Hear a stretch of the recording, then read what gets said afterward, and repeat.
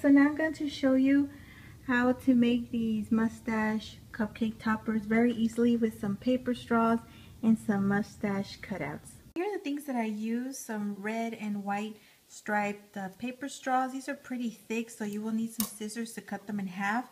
One straw will give you 2 cupcake toppers, and I do highly suggest using a glue gun to stick these little mustaches on here. They'll dry very quickly and easily. Now these mustache cutouts I got from Hobby Lobby. A lot of this stuff came from Hobby Lobby except for a few things that I had to order online.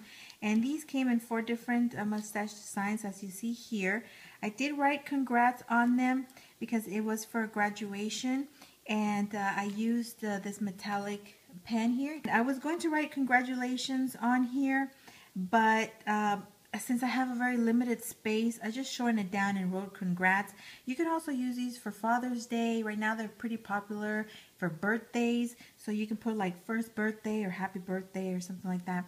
So that's what I used for this. Also for the liners, I did pick these up from Hobby Lobby.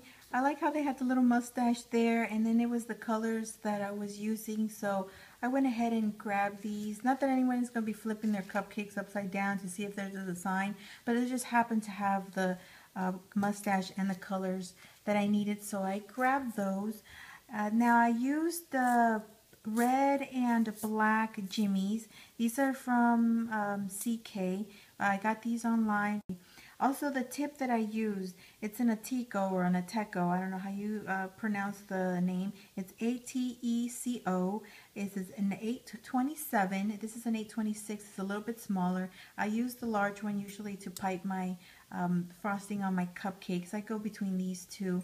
And you can tell the difference on the size. And this is a Wilton 1M. You can see the big difference here. This is why a lot of the cupcakes don't look like some of those you see on pictures or at bakeries, because they use these larger tips, and and you can't really get a hold of them. The Wilton one is usually the only ones that they have at all the stores. So I suggest getting some of these either Amazon, eBay, or Google, and see if you can get some online stores and get these Ateco from there. 827, 826. First thing I suggest to do, if you're going to write a message on your mustache, to write those first and then set them aside to give that ink some time to dry. That way it doesn't smear on you if you touched it.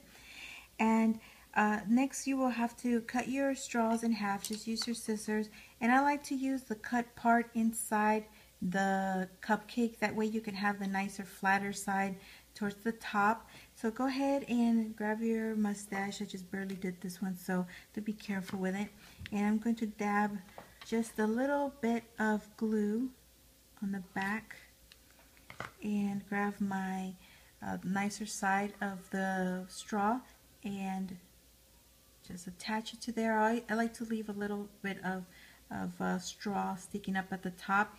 Now this will dry in about 4 seconds, so try to get it the way you want it the first time, or else you won't be able to move it. So this is nice and ready here, and that is all extremely easy. It takes but a few seconds to put these all together.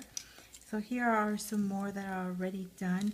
The way I pipe my icing is by when I press my bag, then swirl. I like to swirl and lift as I go around. A lot of people stay in the same spot when they press their bag, and that gives them a flat swirl. You want to lift as you go. That way it gives your icing volume. So what I like to do is pipe and turn. Don't push down onto your cupcake. Then go up and keep lifting as you swirl. And then you have like a little perfect swirl there. See the difference on how some people make them to compare to like how some bakeries have them, because they tend to press down on their swirl instead of lifting. So now I'm going to go ahead and put the little mustache on there. This one here, this one, and this one, since they're shorter, you can push them down until you feel that you're touching the cupcake.